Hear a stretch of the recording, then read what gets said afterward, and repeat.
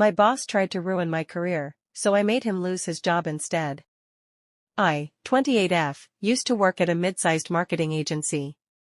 I actually loved the job at first, great coworkers, creative projects, decent pay. My boss, Greg, seemed cool at first too. He'd take the team out for drinks after big projects, remembered birthdays, all that. But about 6 months in, I started noticing something. Greg didn't actually do much work. He'd sit in on meetings, say some vague big-picture nonsense, then leave. Meanwhile, the rest of us were pulling late nights to meet deadlines. I didn't care at first, plenty of managers just manage.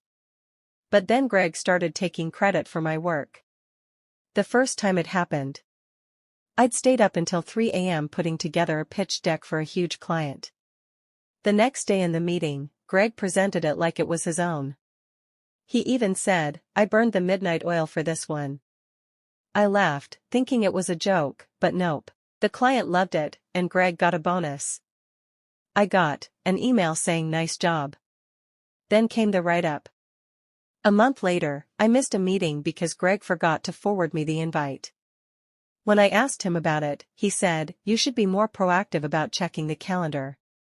Next thing I know, HR is calling me in for a performance discussion and Greg has written me up for poor communication. I realized then that Greg wasn't just lazy, he was actively trying to make me look bad. The breaking point. One Friday, Greg dumped a huge project on my desk at 4:45 p.m. and said it needed to be ready for the Monday morning meeting. I worked all weekend. Monday comes, Greg presents it, and again claims he stayed late working on it. That was the moment I decided, I'm taking you down. Step 1, document everything.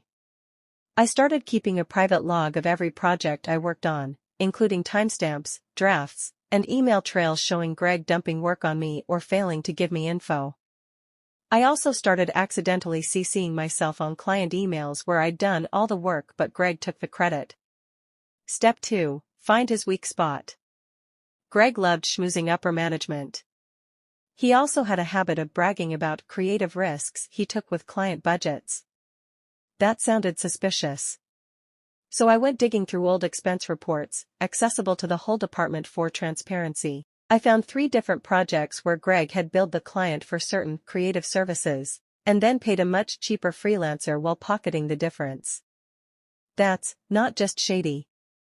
That's fraud. Step 3, pull the trigger.